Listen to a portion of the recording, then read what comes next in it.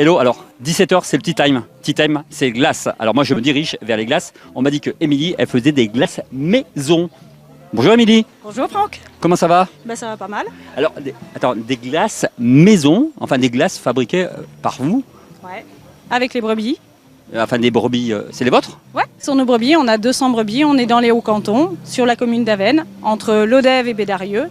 Et on produit du lait du mois de janvier jusqu'au mois de novembre avec 2 troupeaux. Et on transforme ça en fromage, en glace et en lait. C'est encore dans l'Hérault ça, non? Ouais, c'est encore dans l'Hérault. Donc ça veut dire que je peux y aller sans passeport? Normalement c'est bon, même pas de carte d'identité. Ah, je peux y aller comme ça? Ouais, c'est bon. Ouais, et puis on est plutôt tolérant. Bon alors dis-moi un cheptel de combien de brebis?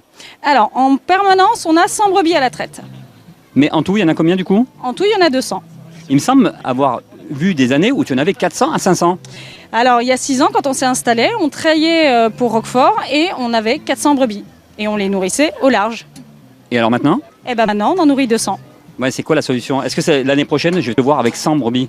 Non, je pense pas que tu nous vois avec 100 brebis parce qu'on a trouvé l'équilibre sur la ferme. Mais c'est clair qu'il y a une grosse question à se poser sur le réchauffement climatique sur les fermes et comment est-ce qu'on va gérer ça. Donc nous, on a géré ça en ayant un prix du lait beaucoup plus élevé.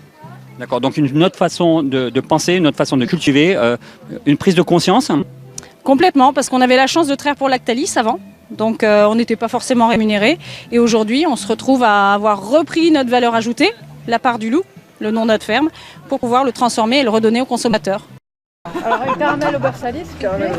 En pot ou en cornet? En pot. Et toi, Stan, tu veux quoi? Vanille. Donc après. Il y a aussi dans notre transformation une idée de sensibiliser les gens à où est-ce que va l'argent, à quel genre d'agriculture vous favorisez. D'accord, alors je te remercie.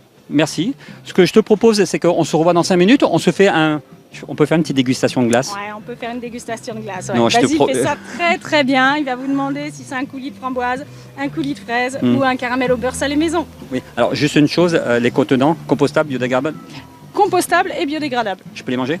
Pas digestible. D'accord. Mais tu as un tri sélectif ou pas? Sur le marché, non, pas encore. Ça Bon. fait partie de ce qu'on a envie de mettre en place, d'emmener la poubelle à compost. Alors moi je veux bien déguster tes glaces à une seule Ouais. condition, c'est que je veux être sûr que mon contenant, je puisse le mettre dans une poubelle. Alors, quelque part. Ou un cornet? Tu as des cornets? Un cornet, ça sera pas mal. Je pense qu'il ira très bien à la poubelle. Ou je peux le manger? Ouais, comme ça. Bon, alors à tout de suite. À tout de suite. Elle est là. Regarde comme elle est belle.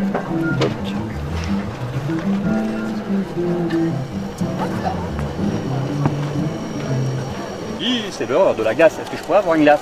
Éventuellement. Alors, une Attends, glace. c'est une glace bio? Ah, c'est une glace bio, élaborée dans les Hauts-Cantons, comme on l'a dit tout à l'heure, à base de lait de brebis, nourrie dans les alpages, si on peut dire, et elle est tirée directement devant toi.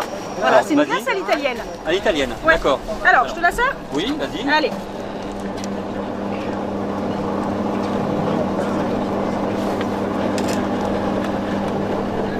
Et voilà. Alors moi, je vais te dire, je trouve ça génial. Il y a juste une chose qui m'embête, c'est le réchauffement climatique, c'est qu'il nous faut 45 secondes pour la manger. Là, c'est bon, j'ai plus de temps ou pas? Ah si, ça va, elle se tient quand même. Hein. Ah ouais, carrément.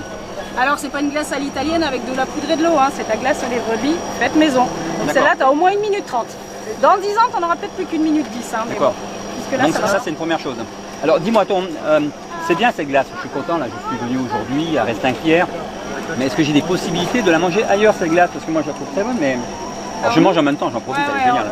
C'est ça, en tant qu'à faire, quitte à être dégustateur, autant y aller jusqu'au bout. Alors pour la retrouver, notre glace, tu peux aller dans des boutiques de producteurs. Donc du coup, on distribue ça à Gignac, à Lodève, à la Boissière, et puis en boutique de coopérateurs à la Cagette. Alors la petite question que je me pose un petit peu, c'est le côté vitamines, protéines, calories. Tu es au courant un petit peu peut-être? Ah ouais. Ah dis-moi. Alors si tu veux, dans une glace comme ça, on va être à 18% de sucre. Quand tu achètes un McDo en supermarché, tu as 30% de sucre. Donc tu vois le fossé qu'il peut y avoir entre une glace fermière et puis une glace élaborée par des industriels. Là, tu as le sucre minimum pour que la glace elle se tienne et qu'elle puisse quand même résister à la surgélation. D'accord, parce que tu sais, il y a une chose, c'est que pendant 30 ans, on nous a dit qu'il y avait trop de graisse dans les aliments. Et là, cocorico, qu'est-ce qu'on nous dit? Il y a trop de sucre. Alors maintenant, on nous dit plus de sucre. Donc là, c'est une bonne alternative ces glaces, c'est-à-dire pas trop de sucre, juste ce qu'il faut.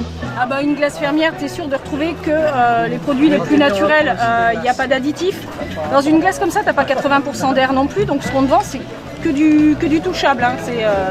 C'est vraiment que le lait des brebis, on ne vend pas 80% d'air. Alors, Voilà.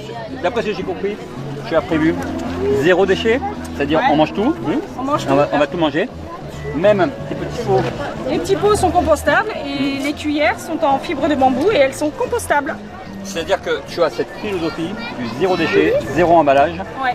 Et à terme, ce qu'on voudrait, c'est mettre sur les marchés carrément une poubelle de compost. Oh génial! Comme ça, au moins, la boucle est bouclée. Parce que souvent, on on est emmène d'accord. notre sac plastique et ça finit. Non, parce que c'est bien ces histoires de biodégradables, compostables, c'est génial.